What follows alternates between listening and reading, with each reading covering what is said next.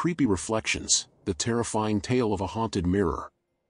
When Claire moved into her new apartment, she never expected to inherit a piece of someone else's nightmare.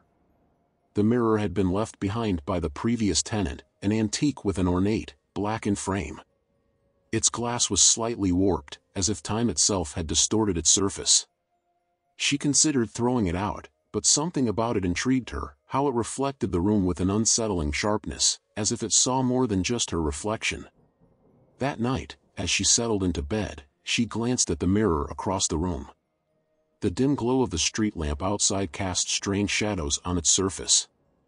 Just as she was about to look away, she saw it. Her reflection blinked a second too late. Her breath hitched. She sat up, staring at the glass. It must have been a trick of the light. But deep in her gut, she felt something was wrong. Over the next few nights, the mirror's behavior became more disturbing. Claire noticed that her reflection sometimes didn't match her movements perfectly. A slight delay. A shadow where there shouldn't be one. And then, one night, it smiled at her. Claire hadn't smiled. Her blood turned to ice.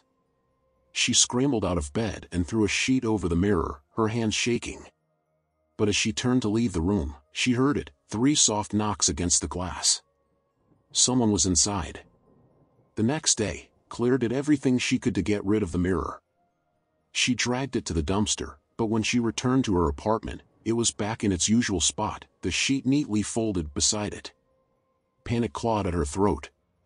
She called her best friend, Jake, who came over with a sledgehammer. He swung hard, shattering the glass into 1,000 pieces. Relief washed over Claire until she looked down. The shards reflected her from every angle. But none of them looked afraid. They were grinning. And then, they moved.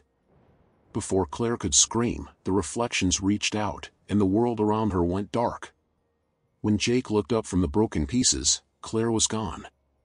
Only the empty mirror frame remained, untouched, as if it had never been broken at all. The next tenant found the mirror waiting in the bedroom. It looked ordinary enough. Until they noticed, their reflection wasn't quite right. If you liked it, please leave a like and or subscribe. Thank you.